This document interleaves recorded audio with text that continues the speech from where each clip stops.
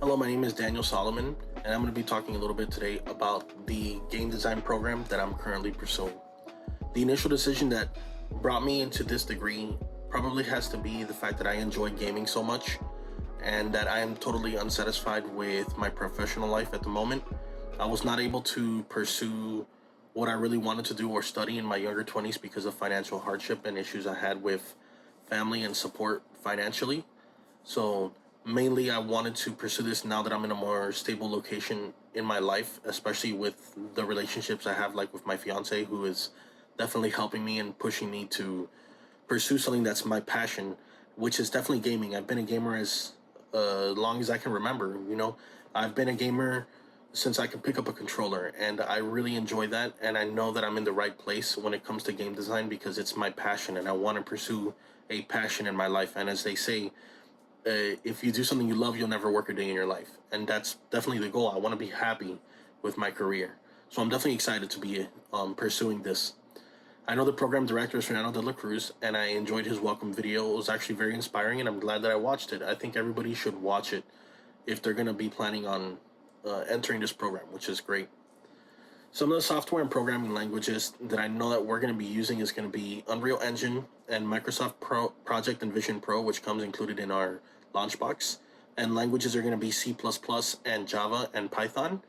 So I know that those program languages are definitely used a whole lot right now, especially in our industry, and it's very widespread. So it's definitely a must. We have to learn those languages.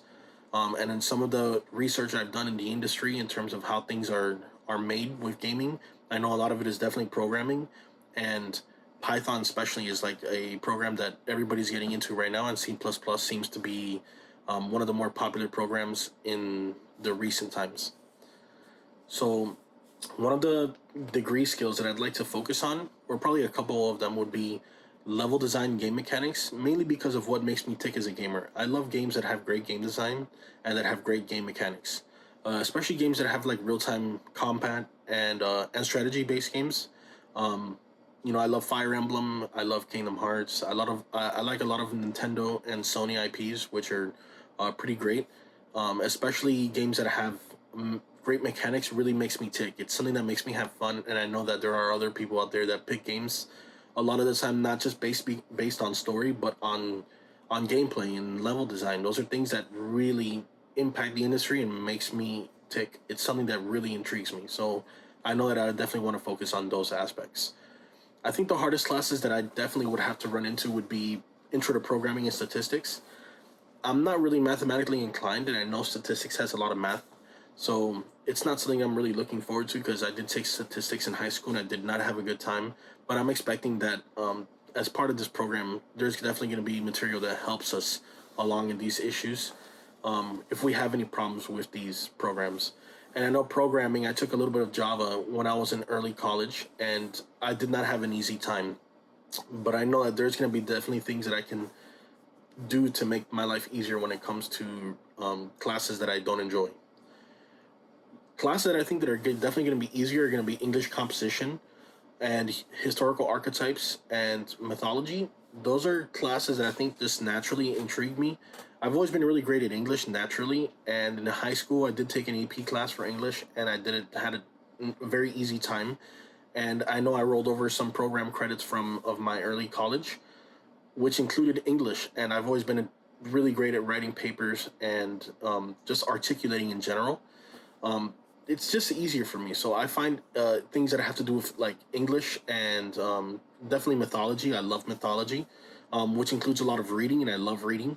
So I'm gonna have an easier time just in general because I'm naturally inclined to those subjects. The way I'm gonna be able to succeed in harder classes, I would say, would be spending extra time on the course and going over course material ahead of time. So that way, when I have to complete my assignments, I have them down. Like I'm definitely gonna be spending more time so that way I don't have to spend as much time drilling myself or focusing on something I don't understand. And maybe reaching out to people who have more experience. I have some family members that do some programming and machine learning and AI, and maybe he could give me some help with this if I'm having some issues.